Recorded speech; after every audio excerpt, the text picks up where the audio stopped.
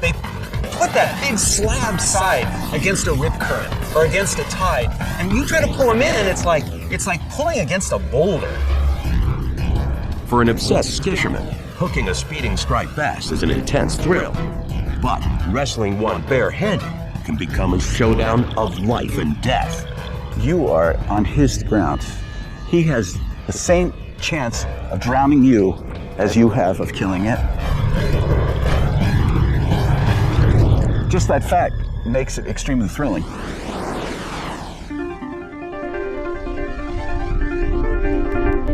Montauk, Long Island, New York, September 15th, 2005.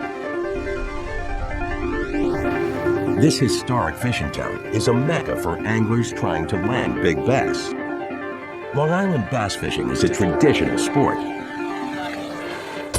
Until Paul Melnick enters the game. While other anglers line up along the coast, Paul's in a wetsuit.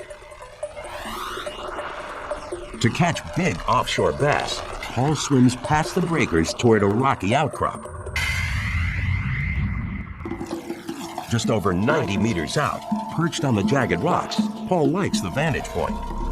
But experience has taught him, out here, he's got to be extremely careful. Crashing in the surf and hitting your face on a rock, bad thing. Being grabbed by a riptide hauled down the beach, off into the distance, bad thing.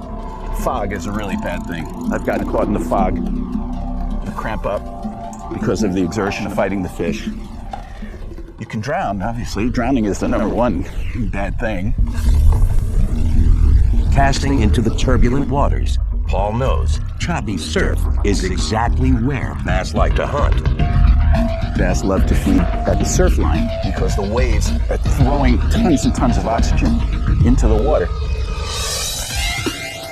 Suddenly, the fisherman feels a tug on the line, then a jolt. Paul reels in fast, keeping constant tension. I gave it a good tug. Next thing that happens is I'm having the fight of my life. But God knows what this was. There's no time to wonder what he's hooked. A huge swell pushes Paul up off the rocks. The fighting fish takes over, dragging the angler into open water. At that moment, the fight was on. And I was free. It was obviously a big fish because it was dragging me all over the place. Had me on my face, it had me upside down. Far from shore, Paul is repeatedly dragged under, deeper and deeper. I was in the middle of a current that was moving about 6 knots, and it was moving out to sea. I thought I was gonna die. Forcing himself not to panic, refusing to lose the catch, Paul leans back and tries to use his opponent's powerful pull to his advantage. I figured out that if you sit in a semi-prone position and kicked, you could fight back on the fish. Instinct and experience tell Paul he's battling a whopper striped bass. No matter how fast he reels, the fish won't quit. Every time the angler thinks he's got it beat, the fish takes off again for deeper water. Striped bass are a very strong animal. The fact that they pull you all over the ocean is testimony to that. It fought like a troop, like a linebacker. But Paul's just as determined. Treading water, kicking forcefully as he can, he begins to inch the fish closer and closer towards him.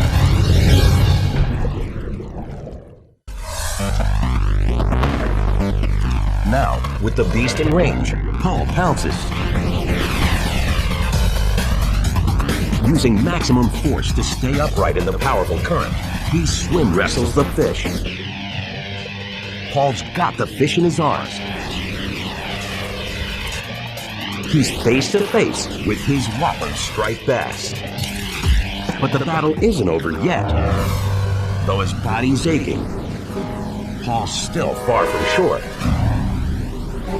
Entering survival mode, he channels all his remaining strength, focusing on kicking and getting back to dry land.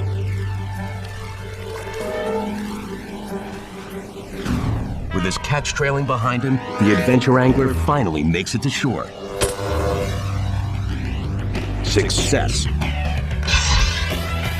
The whopper bass stretches over 120 centimeters, weighing nearly 22 kilos. A true test of skill, and a triumph Paul Melnick will never forget. It's like a special forces mission that you've successfully achieved. It's that pure, macho, I did it. I did it. This is a unique experience. And I did it.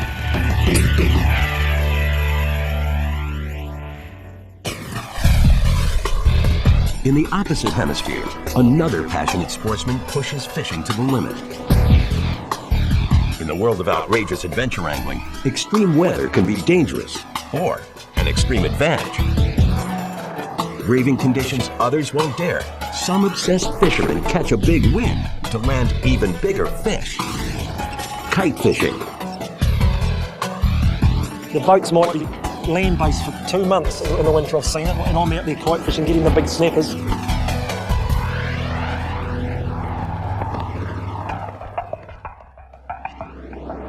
Taranaki, New Zealand, September 22nd, 2006.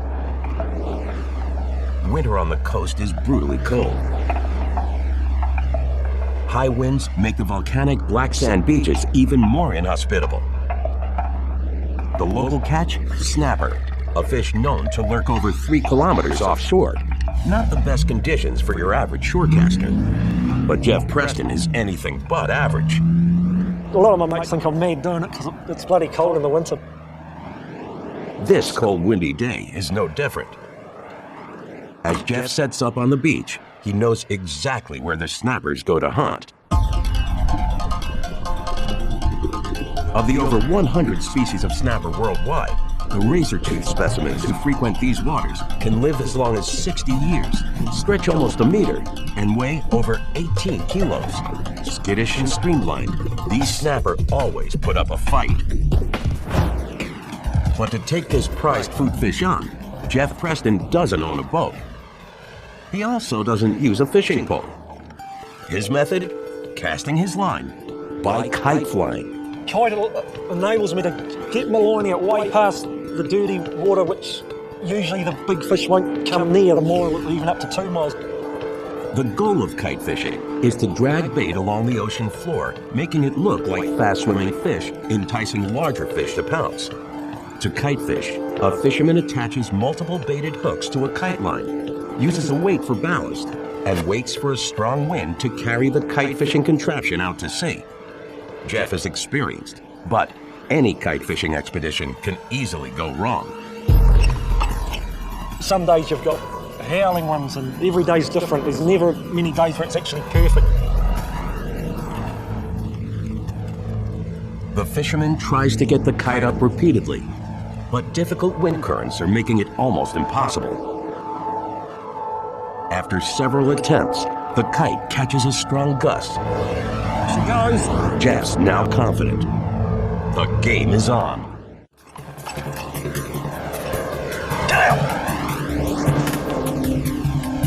Kite fishing takes patience. With his line drifting out to sea, Jeff bides his time for several hours.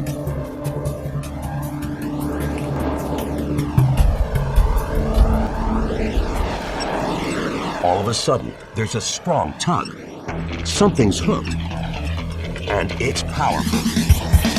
It was heavy from the first initial pulling. It was a good mile offshore. Jeff starts hoisting the line, first pulling it out of the water, and then cranking fast as he can. Time is critical. Jeff knows he's got to get his catch to the beach quickly. With each passing second, the fish could escape or be devoured by sharks. Then he sees it. Oh, he's a good size! He's a good size! Even at a distance, the kite fisherman is amazed. This beast is big. Yes, we've got a nice snapper! So I had them get off through being too impatient. Because if they lip hop, they can rip in the waves. As the back pressure of the wave goes out. The angler pulls for a staggering 2 hours. Trying to reel in his monster catch from notoriously shark-infested waters, the kite fisherman yanks as hard as he can. To make matters worse, Jeff suddenly feels extra weight on